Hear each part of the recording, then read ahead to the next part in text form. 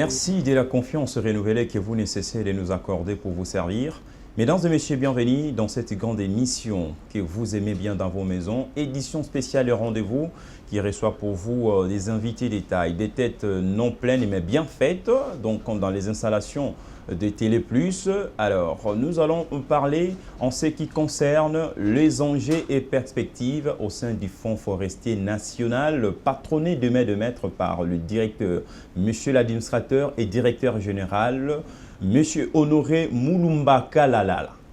Donc vous avez compris, hein, donc en ce qui concerne, il y a de tensions, des râlements qui se font sentir autour de sa gestion. Beaucoup disent de n'importe quoi. Alors ici sur ce plateau, nous sommes avec lui. Nous allons vraiment brosser, en parler, savoir un peu plus. Est-ce que c'est vrai, tout ce qu'on lui qualifie de mots, hein, donc il est déjà dans nos murs, à qui nous avons le réel plaisir de recevoir sur ce plateau monsieur le directeur général Moulumba. Bonjour. Bonjour. Comment allez-vous? Très bien, comme vous le remarquez. Alors, avant d'entrer dans les méandres de notre entretien de cet après-midi, d'abord, qui est la personne de monsieur Honoré Moulumba Kalala? Eh bien, Honoré Moulumba Kalala est marié à une seule femme et père de 7 enfants. J'ai fait mes études primaires et secondaires au collège Imara à Lubumbashi, pour ceux qui connaissent le collège Imara, et une école où on forme très bien les élèves et les étudiants. Et de là, je suis venu à Kinshasa pour faire la peinture à l'Institut des Beaux-Arts. De là, j'ai fait l'architecture d'intérieur à l'Académie de Beaux-Arts également, où j'étais enseignant pendant plusieurs années. Et puis après, j'ai eu plusieurs formations. Je suis docteur en théologie, en sciences théologiques et diplomatiques au niveau des États-Unis d'Amérique, où j'ai fait plus de 13 ans. Je suis également docteur en médecine naturelle et spécialiste en cancérologie alternative.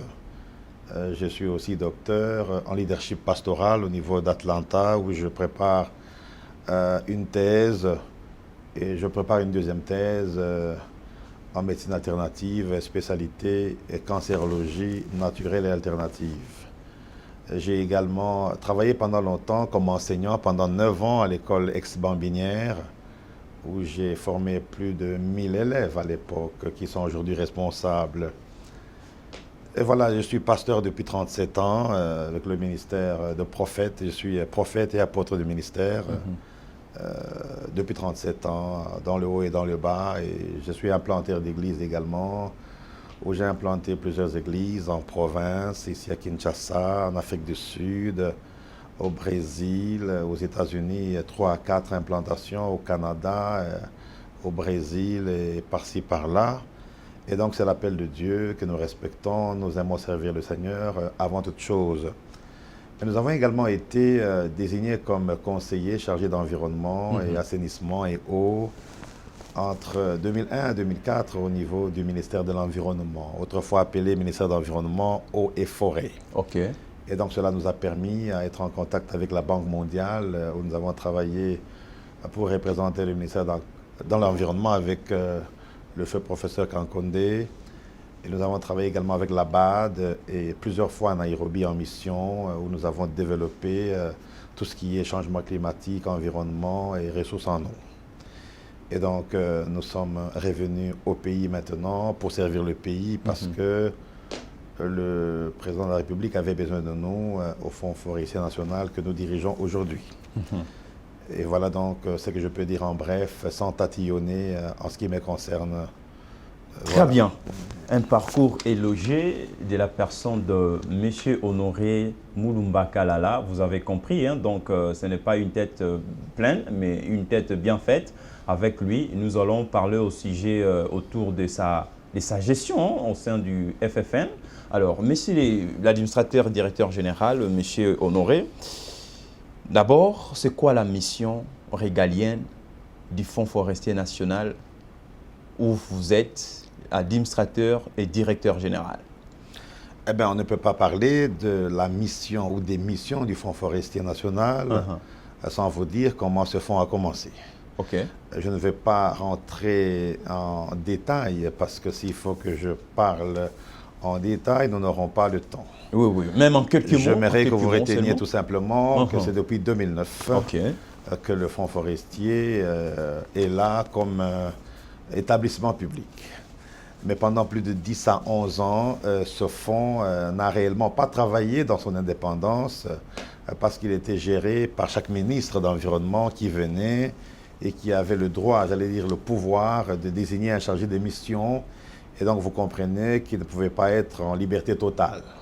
C'est ainsi que lorsque le président de la République, chef de l'État, j'ai cité le président Félix-Antoine Tshisekedi Tshilombo, est venu, il a mis fin à cela.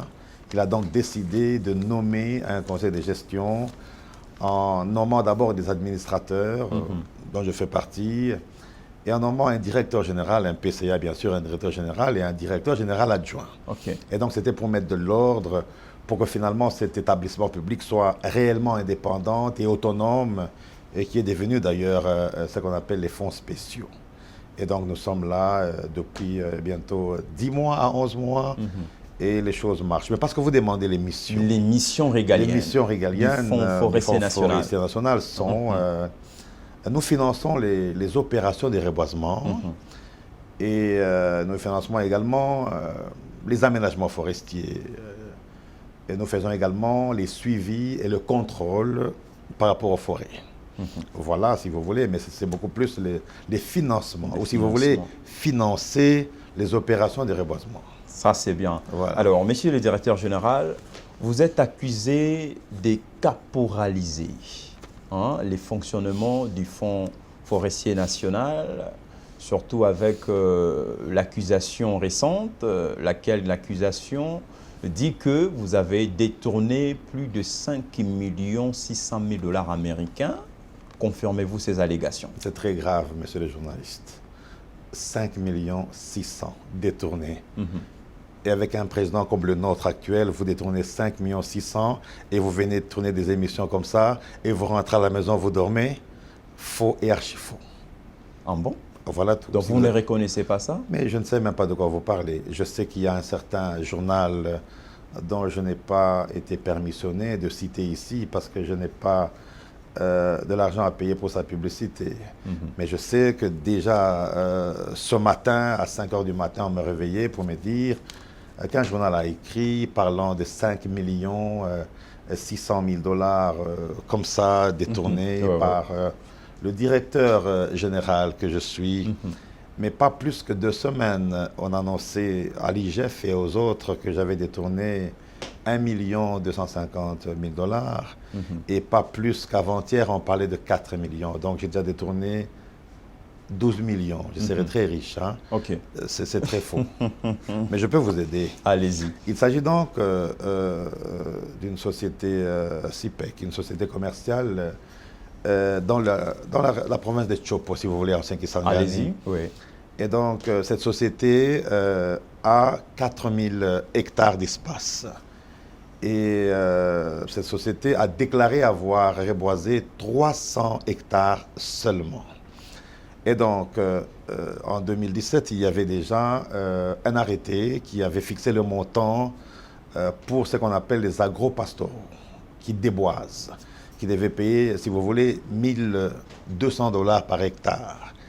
Et ce montant a été refusé, si vous voulez, par les agriculteurs. Comme vous le savez, les agriculteurs n'ont pas de l'argent. Alors, ils ont pensé que c'était trop d'argent. Il y a eu donc une discussion pendant 2 à 3 ans entre mon service, le Fonds forestier, et les agriculteurs. Okay. Et il y avait même le ministère de l'Agriculture qui était là pour intervenir. Et donc, de ces discussions, ils se sont entendus que finalement, le montant serait payé à 300. Et là, c'est le ministre qui a signé... Quel ministre les environnements. L'actuel ministre? Non. Du régime passé? En tout cas, en 2020, le ministre Claude Nyamugabo. Claude Nyamugabo a signé un arrêté, arrêté 06 en 2020 ici, pour que le prix finalement soit de 300 $ par hectare. Et donc, il est anodin, il est surprenant, il est incroyable de voir qu'un chef d'antenne ne connaisse même pas qu'il y a eu discussion des taux et que le montant est passé de 1200 à 300 $, c'est d'abord grave. Deuxièmement, la société elle-même a déclaré qu'elle a déboisé, si vous voulez, 300 hectares. OK. Et donc, par rapport à 300 $, lorsque vous prenez 300 $ fois Une fois 300 300 hectares, hectares, vous avez 90 000 $. Et parce que nous partageons 50% avec la DGRAD, pour ne pas dire le Trésor public, nous prenons 45 000 $ et donc la DGRAD verse au compte, n'est-ce pas, du Trésor public 45 000 $, donc 90 000 $. Alors d'où viennent ces 5 millions Des dollars 600 000 $? américains. Oui, je comprends que peut-être ils ont pris l'ancien prix de 1200 $, qu'ils ont multiplié par 4000 hectares, alors que les hectares déboisés étaient de 300. Ils ont pris, ce sont nos agents de la Chopo, 4000 hectares fois 12, plus les pénalités et les amendes transactionnelles. Ils ont facturé ce montant-là, qui est un faux montant, 5 millions 600, qui dépasse même nos assignations, messieurs les journalistes. Mais ici, vous ne reconnaissez pas toutes ces allégations, mais pourquoi votre gestion fait jaser l'opinion congolaise? Est-ce que c'est je peux dire que ce sont des pêcheurs en eau trouble ou comment, ou ce sont des gens de mauvaise foi qui veulent votre chute à la tête de cet établissement public? Ces qualifications, messieurs les journalistes, viennent de vous-même. Je vous ai dit que pendant 11 ans, plus ou moins 10 ans et demi, 11 ans, le fonds forestier était une chasse gardée des individus. Le fonds forestier était un endroit où chacun pouvait se servir. Eh bien, avec l'état de droit, c'est la fin de la récréation. Et donc, quand je crie à la fin de la récréation, eh bien, c'est des problèmes. Et donc, voulez-vous imaginer que dans peu de temps seulement, pour ne pas dire dans ces 8 mois de 2021, nous avons déjà, pour votre information, où nous sommes à 118% de nos assignations. Parmi les 2-3 DG de la République, nous sommes, si pas le premier, mais enfin 2 ou 3, j'ai dit bien 118% de nos assignations. Et nous ne sommes qu'au mois de septembre. Au mois de septembre. Imaginez, d'ici le mois de décembre, on peut arriver à 200. On se souviendra aussi le jour de la date de votre nomination par ordonnance présidentielle, c'était le 23 septembre de l'année passée. Entrée en fonction le 30 septembre du jour de l'année passée. Et aujourd'hui, dire que vous êtes maintenant à 118 assignations, c'est quelque chose de bien, c'est louable. Mais il y a aussi quelque chose qu'on vous reproche, monsieur le directeur général, parce que vous ne consultez pas les conseils d'administration avant de prendre une quelconque décision. Et c'est vrai ça? J'ai entendu parler, ou même on a écrit, si vous voulez, on a écrit. OK.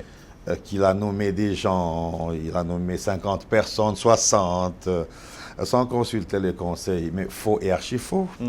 Je suis moi-même membre effectif, nommé par ordonnance présidentielle, membre du conseil d'administration.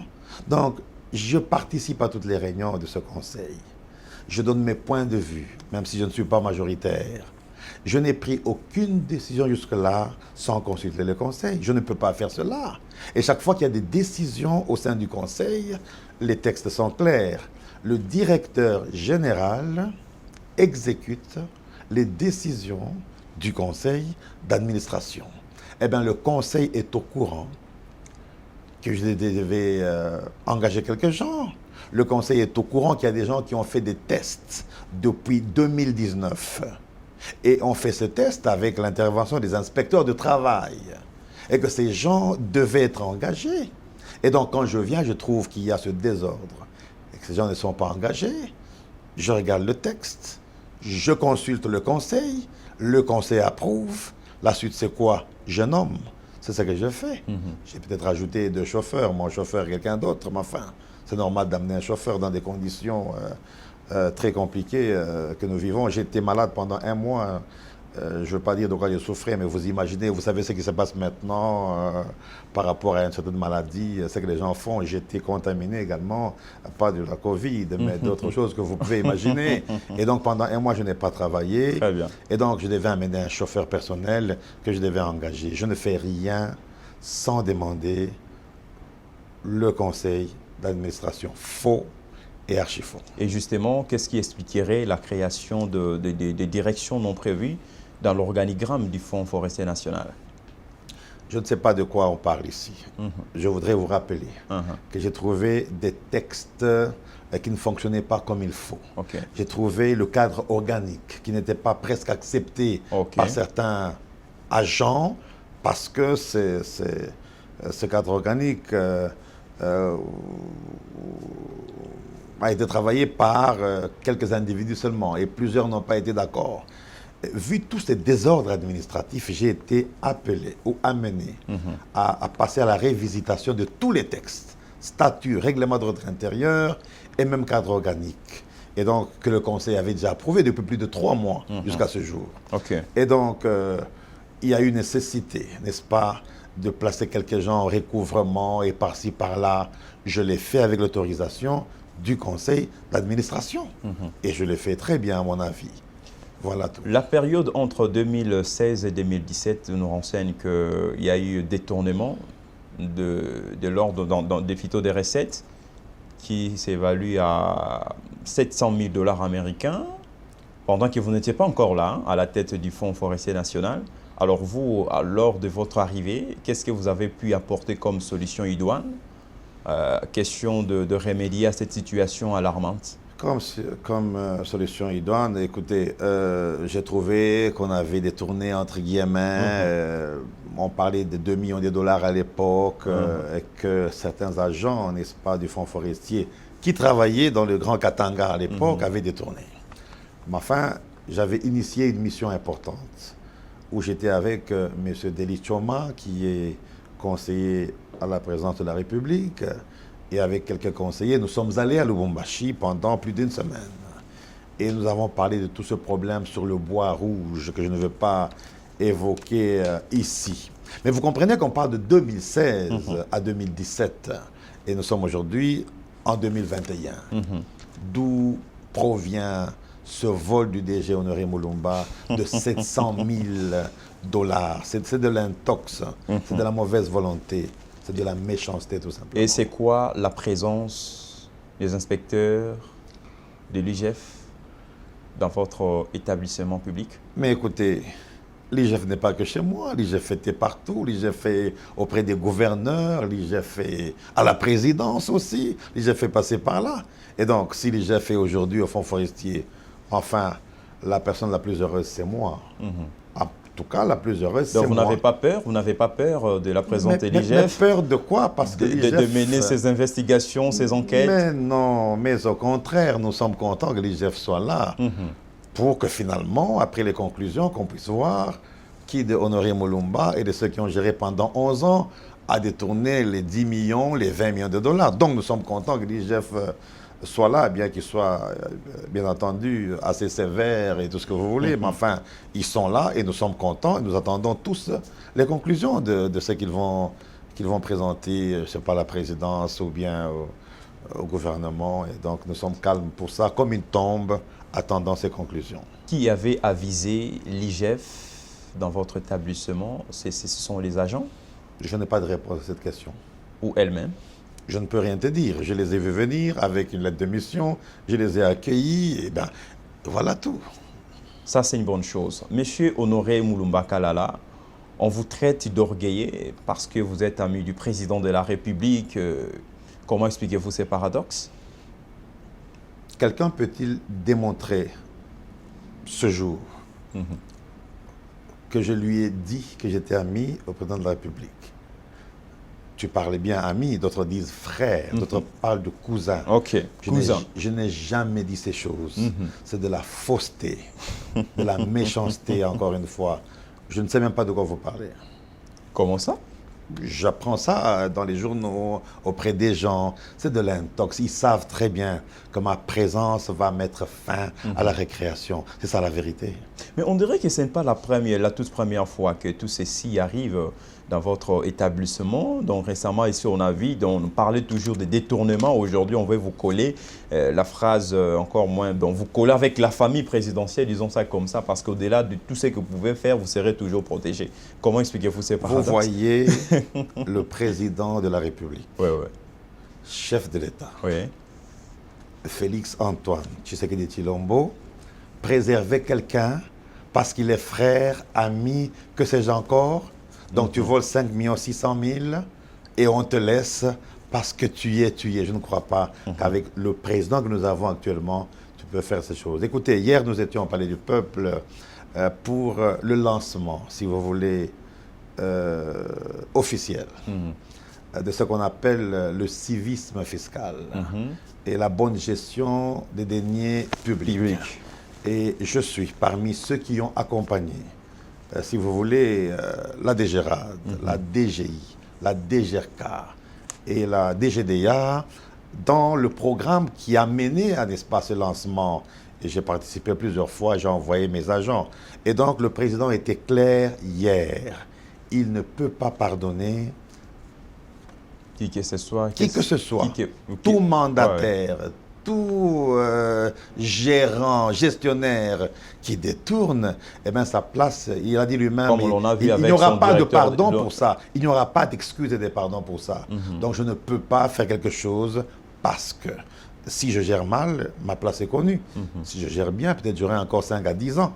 Attendons donc les conclusions, n'est-ce pas, de l'IGF qui va nous départager, voilà tout. Si aujourd'hui vous n'êtes pas frère du président de la République, encore moins cousin, ami, qui seriez-vous, M. Honoré Mouloumba Kalla? Tu m'appelles Honoré Mouloumba Kalla, je suis pasteur, je suis prophète de ministère, je suis médecin, cancérologue, je suis enseignant, et voilà quoi, c'est tout ce que je suis. Je suis directeur général du Fonds forestier jusqu'à ce jour. Très bien, vous êtes déterminé à matérialiser la vision du chef de l'État sur les projets d'1 milliard d'arbres à l'horizon 2023. Est-ce que ça sera possible? Écoutez, vous venez de dire tout à l'heure que j'ai été nommé le 23 septembre 2020. Et le 26 septembre, cela a été promulgué. Devant la télévision, disons à la télévision. Et les 30, vous avez officiellement eu votre Et les 30, nous sommes passés à la remise des reprises. Exact. Et donc, le mois d'octobre, j'ai été hospitalisé pour des raisons que je ne vais pas dire ici par rapport à toutes ces poudres que nous recevons au bureau. Mais enfin, donc, je n'ai fait que 9 à 10 mois, si vous voulez. Et donc, j'ai trouvé ce programme d'1 milliard d'arbres. Donc, ce n'est pas moi qui l'ai créé, ce n'est pas moi qui l'ai conçu, je l'ai trouvé. Mais ce que je voudrais que vous sachiez aujourd'hui, c'est que ce n'est plus un programme des individus. C'est un programme du président de la République, chef de l'État, que j'ai trouvé.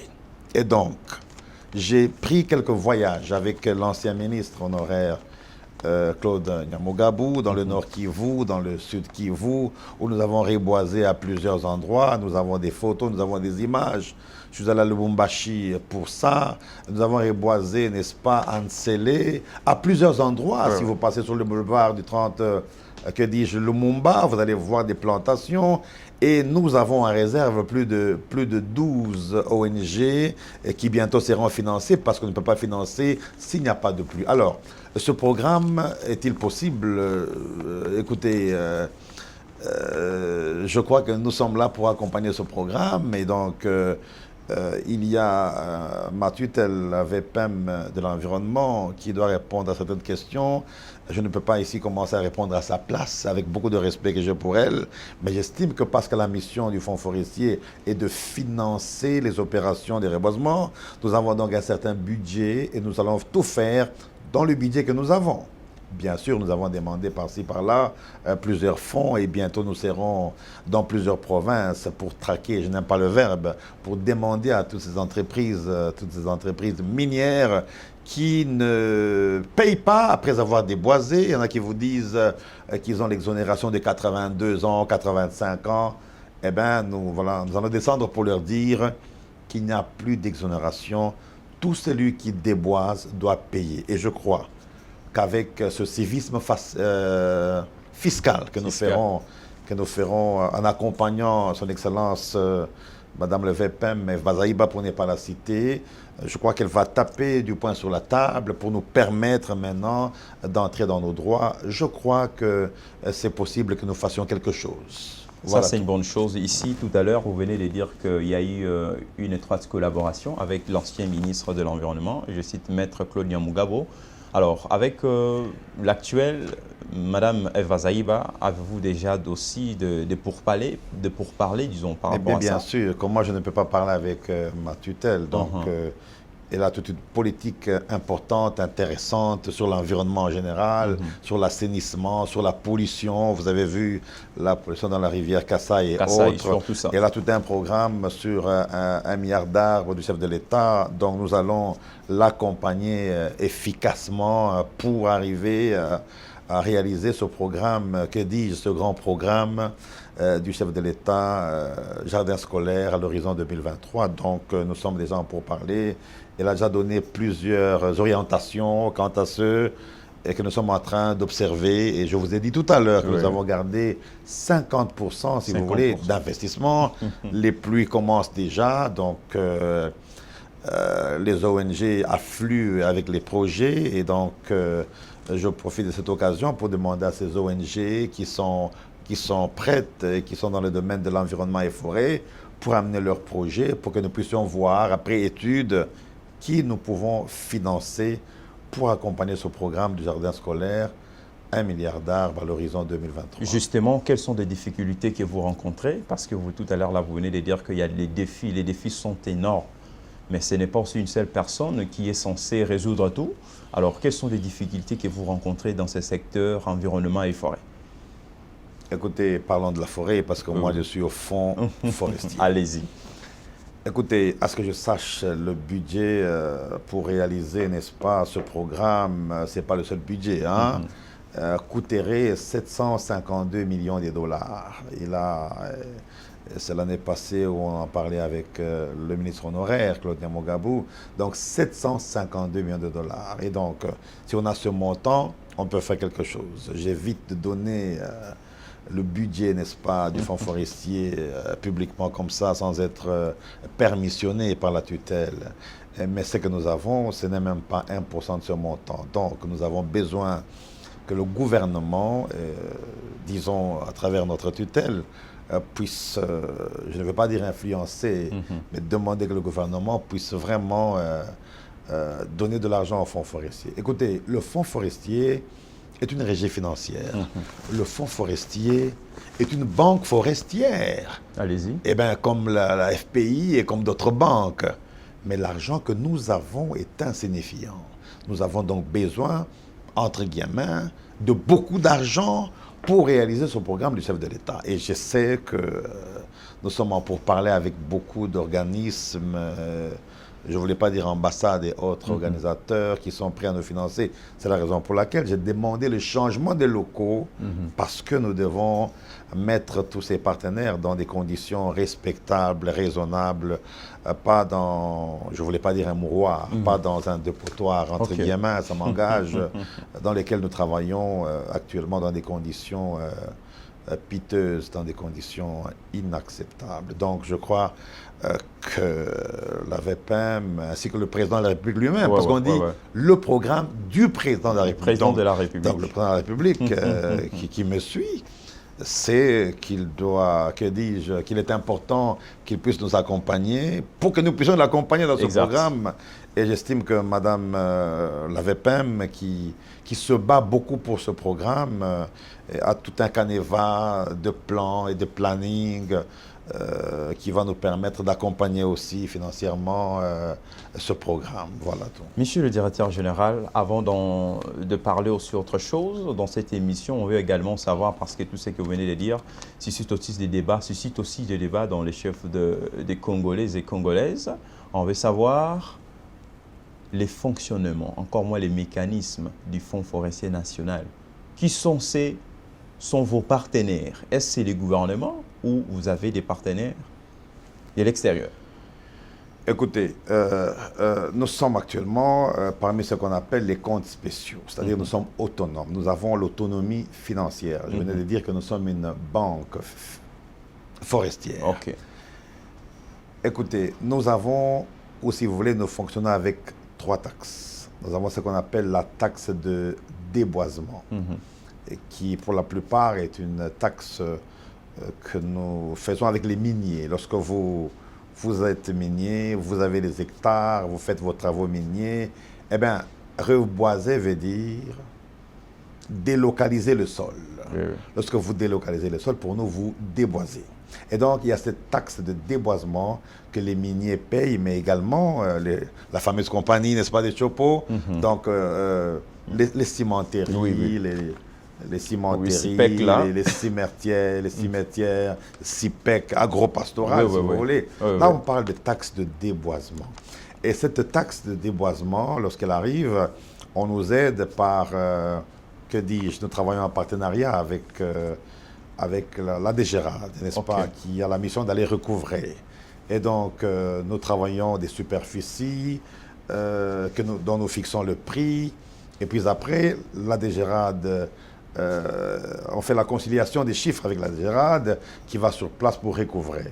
Et cette taxe, lorsqu'on la paye, nous la divisons en deux. C'est-à-dire, le fonds forestier retient 50% et les 50 autres pourcents vont au trésor public.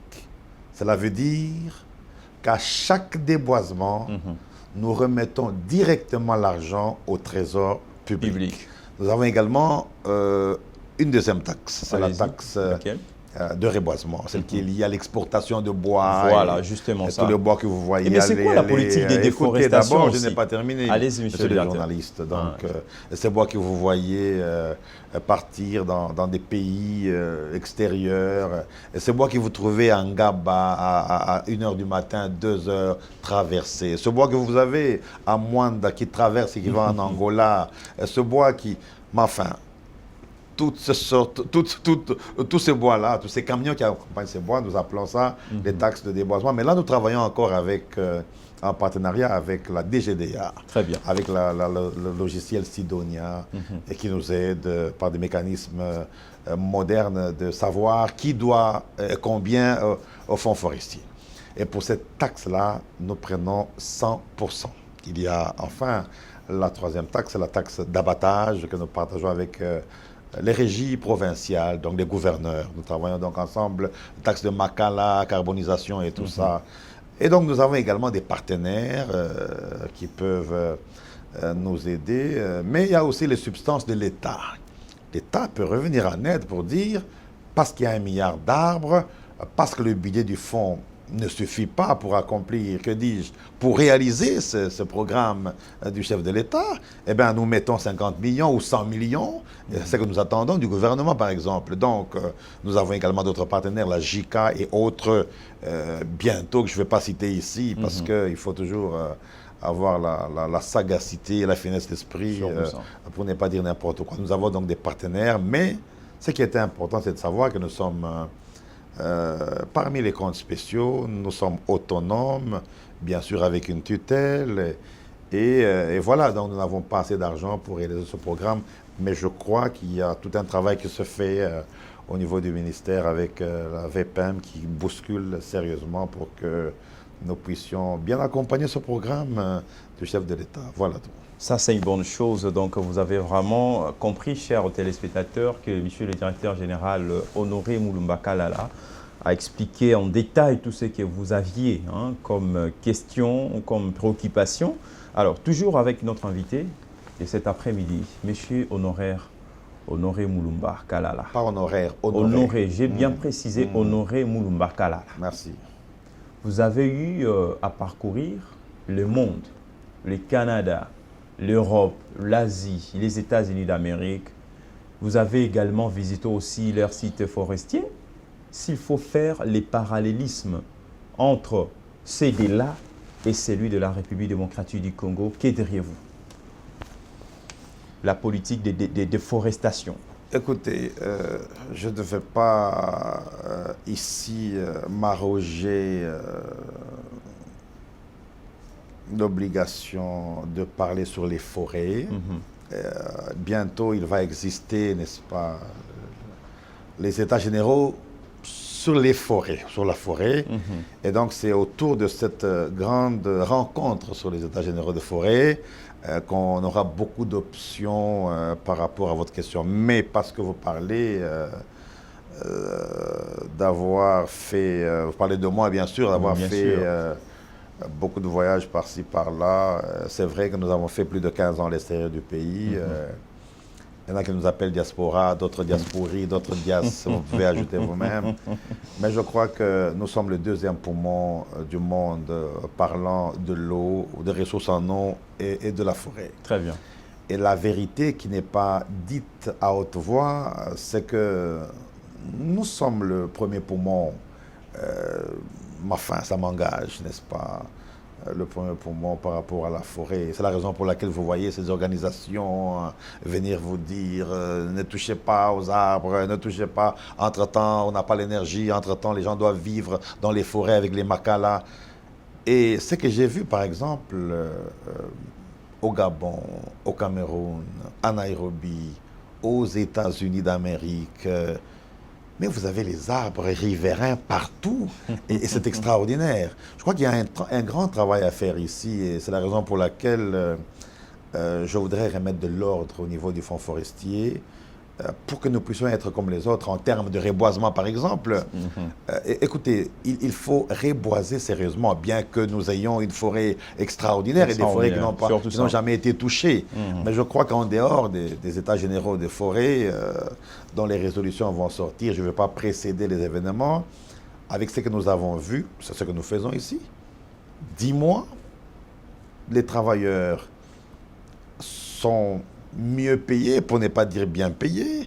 J'ai trouvé un certain salaire, sans transport. J'ai ajouté les transports qui a augmenté le salaire de 16% à 50%. J'ai mis les travailleurs dans des conditions sanitaires extraordinaires.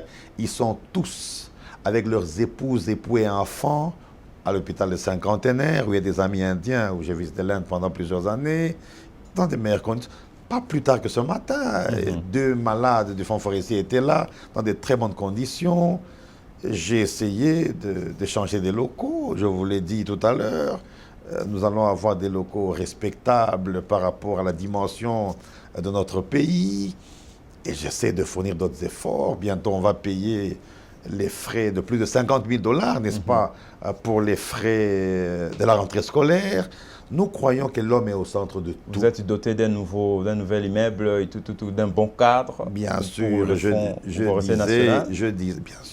je disais que l'homme est au centre de tout.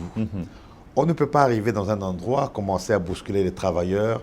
Il faut d'abord les mettre en état. Très bien. En sécurité sanitaire, réviser leur salaire si c'est possible. Si notre budget augmente, il faut que les salaires augmentent, leur transport, leurs soins de santé, je le répète, le mettre en état. J'ai trouvé au fonds forestier des gens qui venaient à 11 h, à 12 h, et qui rentraient à 14 h. C'est comme à la sauvette, chacun vient quand il veut. J'ai dit, ça s'arrête. Et d'ailleurs, dans moins de 2 mois, eh bien, vous arrivez à 9 h, vous n'entrez pas. Même pour les téléphones. Vous avez des pays comme les États-Unis, lorsque vous arrivez, vous avez une sorte d'armoire et vous mettez vos téléphones, vos éléments, parce que vous êtes au travail pendant 8 heures de travail et non pas 8 heures au travail, sur le WhatsApp, sur les photos, se promenant dans le couloir. Ça doit prendre fin. Tant que je serai directeur général au fonds forestier, ça sera la fin de la récréation. Mes dirigeants le savent. Je suis là pour mettre de l'ordre et c'est la raison pour laquelle vous avez tous ces journaux. Mais ils seront fatigués, c'est leur travail. Il y en a qui veulent avoir un peu d'argent. Il faut écrire quelque chose. Mais enfin, c'est leur travail, ils peuvent le faire. Mais entre-temps, je bénis Dieu pour ce qu'ils ont fait. Vous savez ce qu'ils ont fait? Les ennemis, de foi, il faut les aimer. Ils ont fait que le fonds forestier soit connu à travers le monde. Dans leurs journaux, leurs émissions, on fait connaître le fonds forestier. Une publicité, surtout ça. Une publicité beaucoup ne connaissaient pas les fonds forestiers nationaux. Mais j'aimerais que demain encore les journaux écrivent, que les télévisions parlent. Au moins on peut connaître le fonds forestier. On ne connaissait même pas. Mais depuis plus de 15 ans, je n'étais plus au pays. J'étais aux États-Unis où j'ai fait mes études, où je prépare ma thèse, je vous l'ai dit, en médecine alternative, en cancérologie et consorts. Même en doctorat, si vous voulez, par rapport au leadership pastoral. OK. Mais écoutez, vous avez donné du sens. Mon nom n'était plus connu ici. Donc quand on dit Honoré Mulumba, cousin de tel, ami de tel. Les gens veulent savoir, mais c'est qui finalement Honoré Moulumba? Mais gloire à Dieu parce que mes ennemis me propulsent. Donc ils ne sont pas toujours mauvais ces gens-là. Ok. Donc Dieu permet qu'ils soient là pour aider le Fonds forestier à être reconnu. Aujourd'hui, la présidence de la République connaît le Fonds forestier. Ouais, ouais, ouais. Le gouvernement Parce que connaît toutes le les Fonds institutions forestier. du pays, hein? Tout le Parlement, disons le Sénat, l'Assemblée, mais qui ne connaît pas le Fonds aujourd'hui? Grâce à vous. Grâce à Dieu, à travers moi, Oui, oui. grâce à nos ennemis qui ont aidé à ce que le Fonds forestier soit connu. Mais Dieu est formidable, vous savez. Bien sûr que oui. C'est cela. Vous avez compris, même moi, Glodium Koko, le journaliste d'investigation que je prétends être, je ne connaissais pas aussi les fonds forestiers nationaux, mais avec l'arrivée imminente de l'administrateur et directeur général de cet établissement public, M. Honoré Moulumba Kalala, je puis connaître qu'il existe aussi les fonds forestiers nationaux. M. Honoré Moulumba Kalala, merci de répondre aussi à toutes nos questions. Mais je n'ai pas fini, vous êtes trop rapide là. Non, je n'ai pas fini. Okay, je vais vous donner, donner aussi la parole. C'est pas fini, c'est pas fini. Donc je suis avec vous.